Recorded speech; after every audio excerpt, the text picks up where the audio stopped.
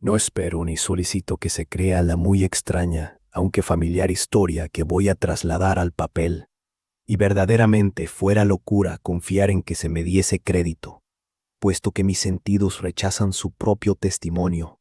Sin embargo, no estoy loco y seguramente no sueño, pero mañana he de morir, y hoy quiero descargar mi conciencia. Lo que me propongo desde luego es referir al mundo, clara y sucintamente, sin comentarios de ningún género, una serie de simples acontecimientos domésticos que por sus consecuencias me han aterrado, martirizado y aniquilado. A pesar de ello, no trataré de dilucidarlos, pues a mí me inspiraron solamente horror, por más que a muchas personas les parecerán más extravagantes que terribles. Tal vez más tarde se hallará una inteligencia que reduzca mi fantasma a una vulgaridad, algún espíritu más sereno, más lógico y mucho menos excitable que el mío, que no vea en los hechos referidos por mí, con terror, sino una sucesión ordinaria de causas y efectos muy naturales. Desde la infancia me hice notar por mi docilidad y humanitarios sentimientos, y hasta era tan exquisita la ternura de mi corazón, que acabé por ser juguete de mis compañeros. Mi afición y cariño a los animales no tenía límites, y mis padres me habían permitido conservar muchas especies favoritas, de modo que pasaba el tiempo con unas y otras, y nunca me creía tan feliz como cuando les daba de comer y las acariciaba. Esta particularidad de mi carácter se desarrolló a medida que iba creciendo, y cuando llegué a ser hombre, fue la fuente principal de mis recreos. A los que se han encariñado con un perro fiel y sagaz, no necesito explicarles la naturaleza e intensidad de los goces que esto pueda reportar. En el amor desinteresado de un animal, en ese sacrificio de sí mismo, hay algo que va directamente al corazón de aquel que tuvo con frecuencia ocasiones de apreciar el valor de la mezquina amistad y la fidelidad de Gaza, del hombre natural. Me casé muy pronto y tuve la dicha de hallar en mi esposa un carácter que simpatizaba con el mío. Al observar mi afición a esos favoritos domésticos, no perdí oportunidad de proporcionarme individuos de la especie que más me agradaba. Y así tuvimos aves, un pez dorado, un magnífico perro, conejos, un mono pequeño y un gato. Este último era en realidad un animal hermoso y robusto, completamente negro y de maravillosa sagacidad. Al hablar de su inteligencia, mi mujer, que en el fondo era bastante supersticiosa, hacía frecuentes alusiones a la antigua creencia popular, según la cual se considera a todos los gatos negros como brujos disfrazados. No quiero decir con esto que mi señora hablara siempre con formalidad sobre el asunto, y si cito el hecho es simplemente porque me acude en este momento a la memoria. Plutón, así se llamaba el gato, era mi favorito, mi compañero. Solo de mis manos recibía su alimento y seguíame por la casa a todas partes, con tal insistencia que no sin trabajo le impedía salir también a la calle, en pos de mí. Nuestra amistad subsistió así algunos años, durante los cuales mi carácter y mi temperamento, por efecto del demonio de la intemperancia, y me sonrojo al confesarlo, sufrió una alteración radicalmente mala, cada vez más sombrío e irritable, y más indiferente a los sentimientos de los demás.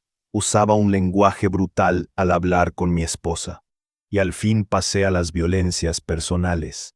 Mis pobres favoritos hubieron de resentirse, naturalmente, del cambio de mi carácter, pues no contento con descuidarlos les maltraté. En cuanto a Plutón, guardábale aún las suficientes consideraciones para no proceder con él del mismo modo, pero no tenía miramiento alguno con los conejos, el mono, y hasta el perro, cuando por casualidad o por cariño me salían al paso. Mi dolencia me aquejaba cada vez más, pues, ¿qué enfermedad hay comparable con el alcohol? Y al fin el mismo Plutón, que ya se hacía viejo y comenzaba a ser un poco fastidioso, hubo de sentir también los efectos de mi maligno carácter. Cierta noche, al entrar en casa, completamente ebrio, pues salía de una de mis acostumbradas tascas de los arrabales. Imaginéme que el gato evitaba mi presencia. Quise cogerle para castigarle, pero espantado por mi ademán, infirióme una ligera herida con los dientes. Enfurecido como un demonio, ya no me reconocí. Mi alma primera pareció huir del cuerpo, y en cada fibra de mi ser infiltróse una malignidad hiperdiabólica, saturada de ginebra. Saqué del bolsillo del chaleco un cortaplumas, abríle, cogí al pobre animal por el cuello, y deliberadamente le hice saltar un ojo de la órbita. Me sonrojo, me estremezco al dar cuenta de esta censurable atrocidad. Al recobrar la razón por la mañana, cuando se hubieron desvanecido los vapores de mi Saturnal de la víspera, experimenté a la vez horror y remordimiento por el crimen de que me había hecho culpable. Pero era un sentimiento equívoco y débil que no penetró hasta el alma. Volví a entregarme a los excesos y muy pronto ahogué en el vino el recuerdo de mi mala acción. Sin embargo, el gato curó lentamente. Cierto que la órbita del ojo perdido tenía un aspecto espantoso, pero el animal no parecía sufrir ya.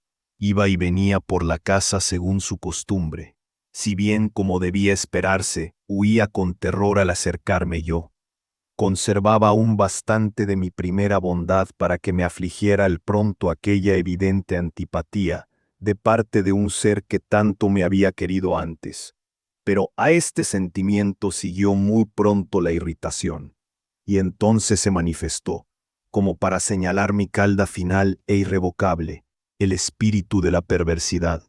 La filosofía no tiene en cuenta ese espíritu, mas tan cierto como que el alma existe, creo que la perversidad es uno de los primitivos impulsos del corazón humano, una de las primeras facultades o sentimientos indivisibles que imprimen la dirección al carácter del hombre.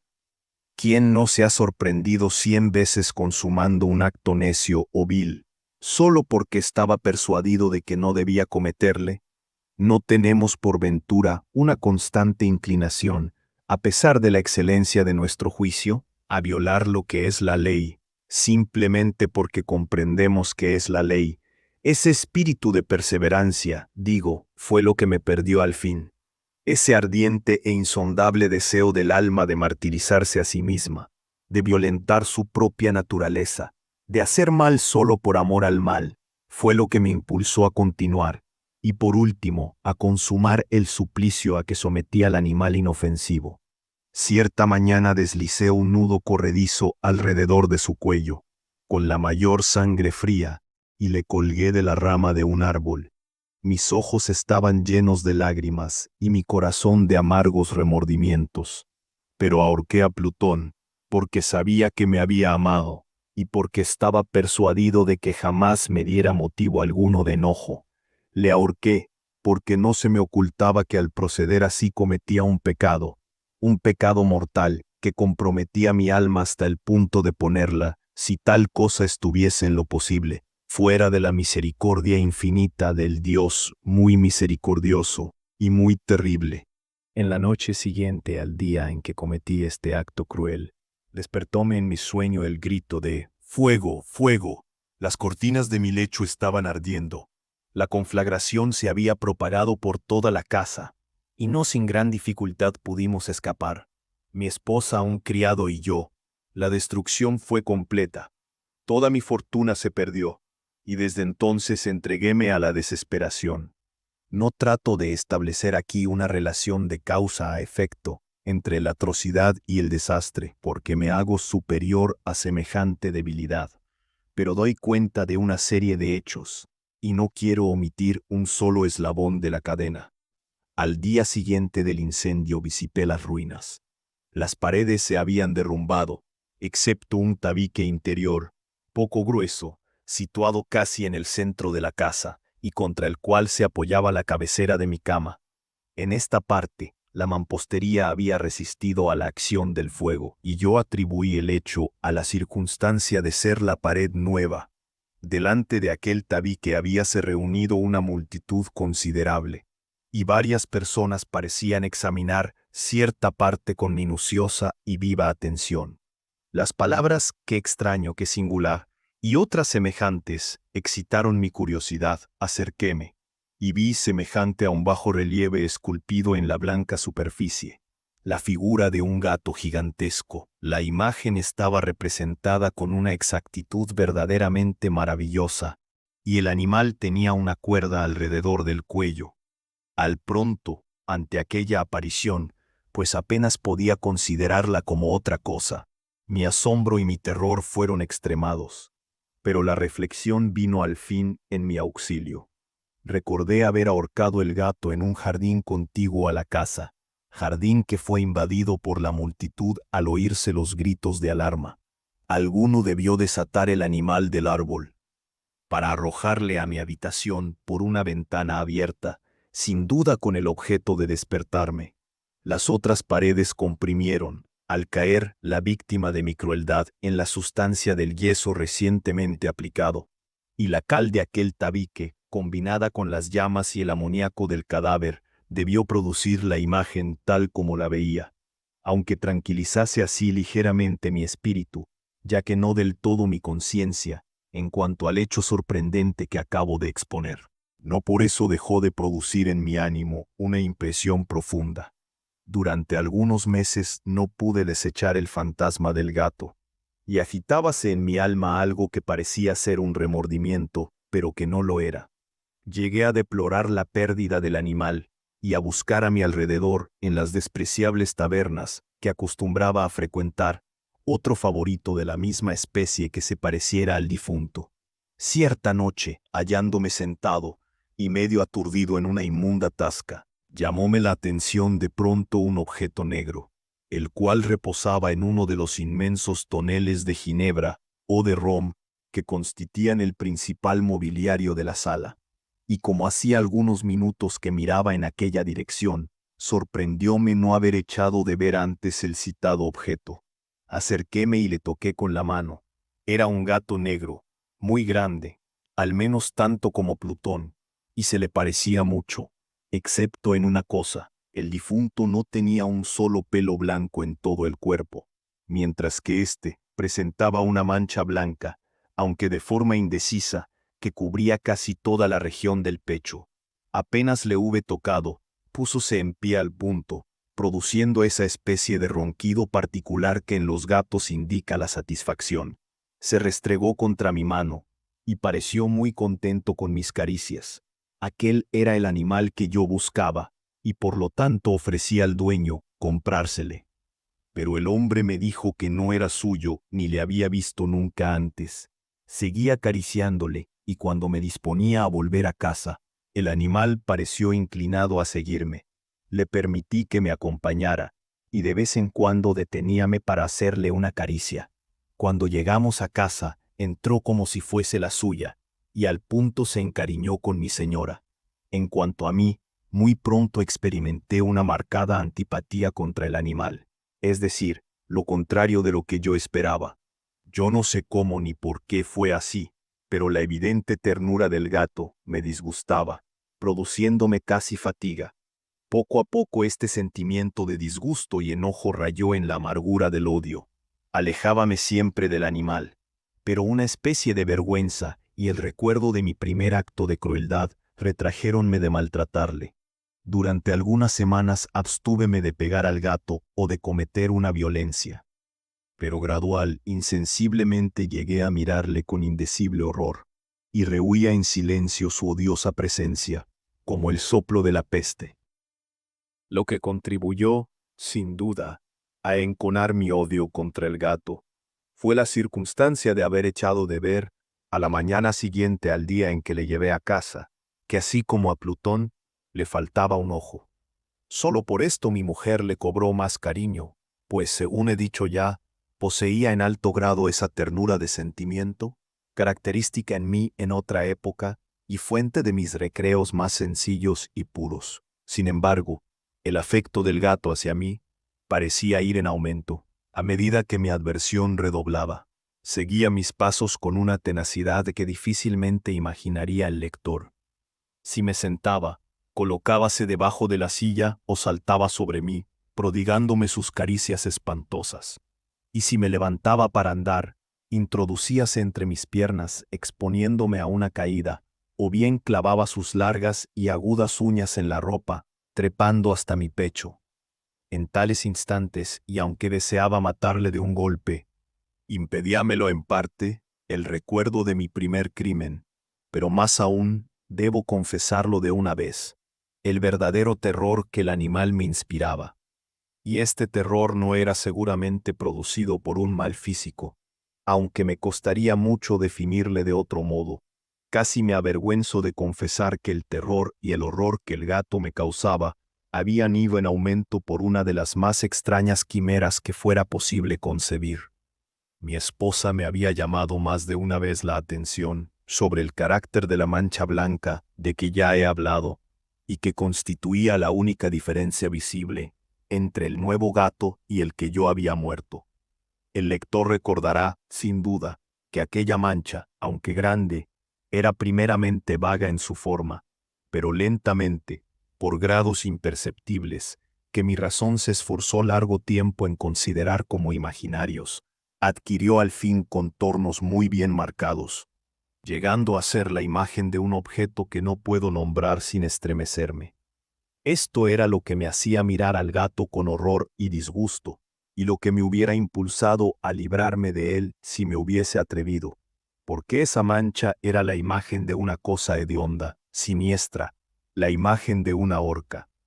Oh, lúgubre y terrible máquina, máquina de horror y de crimen, de agonía y de muerte, y desde aquel instante consideréme más mísero que cuanto pudiera serlo toda la humanidad, y ya no conocí la beatitud del reposo, ni de día ni de noche.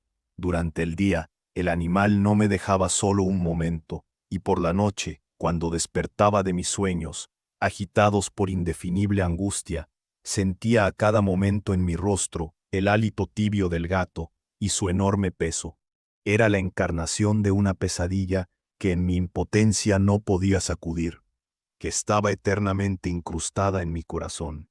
Bajo la presión de semejantes tormentos, lo poco bueno que aún quedaba en mí desapareció. Todos mis pensamientos fueron malos, los más sombríos y peores que puede haber.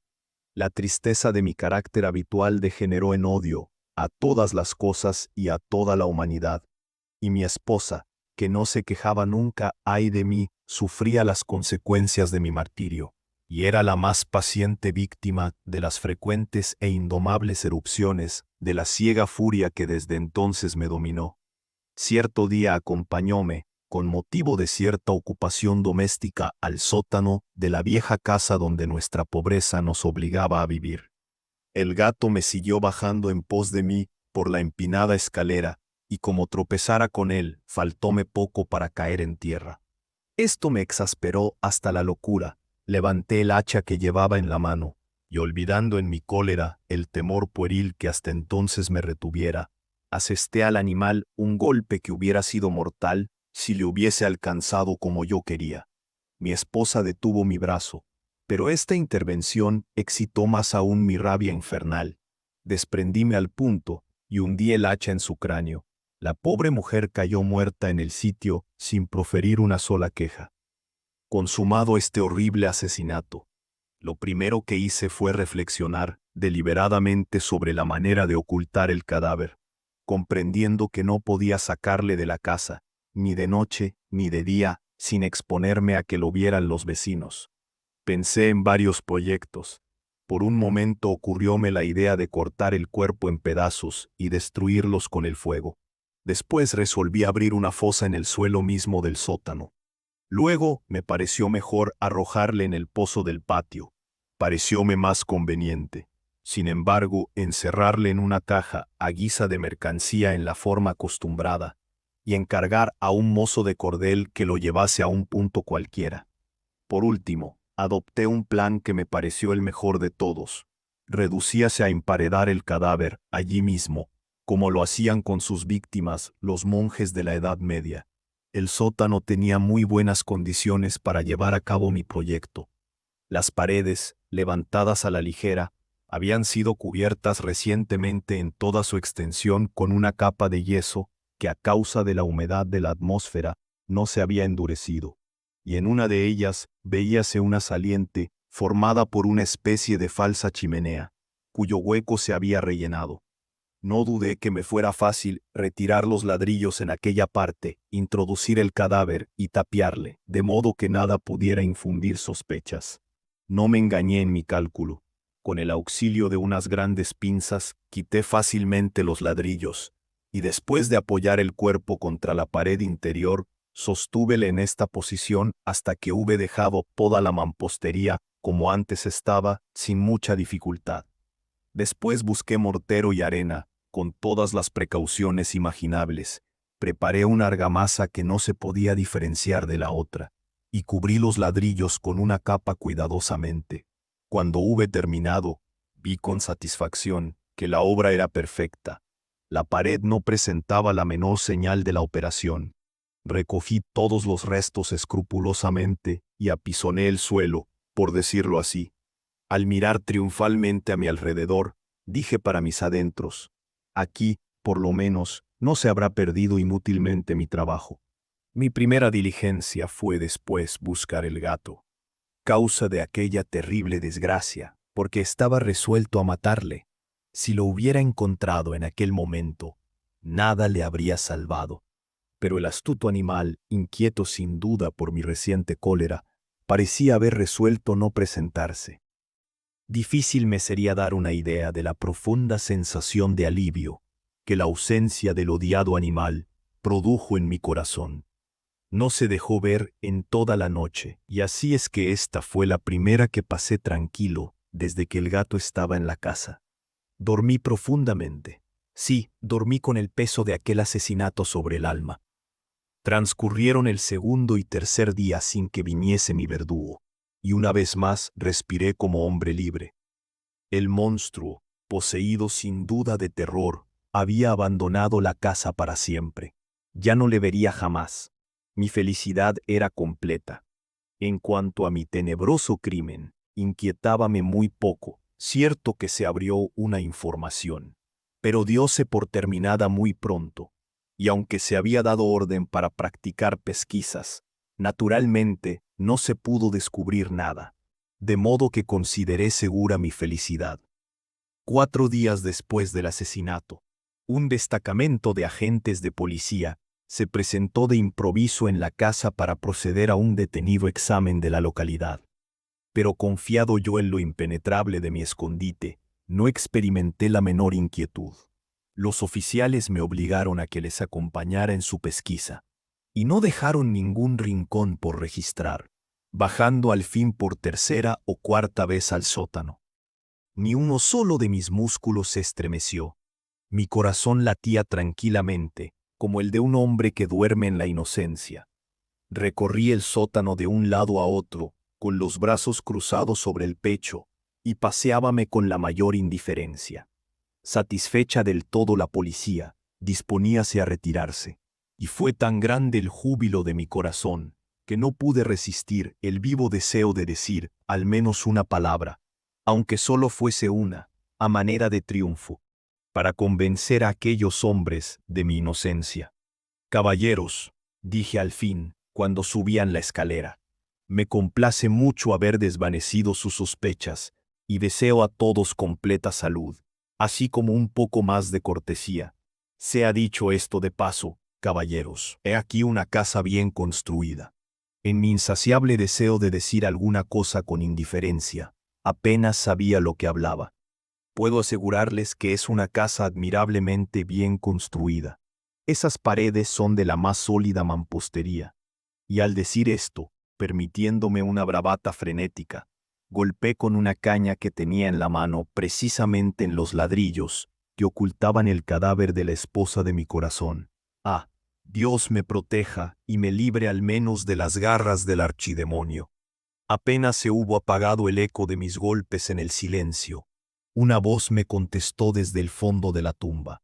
Era una queja, entrecortada al pronto como el sollozo de un niño, pero que se convirtió al fin en un grito prolongado, sonoro y continuo, completamente anormal y antihumano. Un alarido que expresaba a la vez el horror y el triunfo, y que sólo podía venir del infierno. Sonido espantoso producido a la vez por la garganta de los condenados en medio de sus tormentos, y en la de los demonios que se regocijan en sus antros malditos. Locura fuera tratar de comunicaros mis pensamientos. Parecióme desfallecer y vacilé, apoyándome en la pared opuesta. Durante un momento, los oficiales permanecieron en la escalera inmóviles, mudos de terror, y un instante después, 10 o 12 brazos robustos golpeaban victoriosamente el muro, que cayó todo entero. El cadáver, ya muy desfigurado y lleno de sangre coagulada, se mantenía derecho a la vista de los espectadores. Sobre su cabeza, con su boca rojiza dilatada y su ojo único brotando fuego, vi el hediondo gato cuya astucia me había inducido al crimen y cuya voz reveladora me entregaba al verdugo. Había emparedado al monstruo en la tumba. Si te gustó esta historia y quieres más relatos inquietantes como este, no olvides suscribirte al canal y activar la campanita para no perderte ningún nuevo video.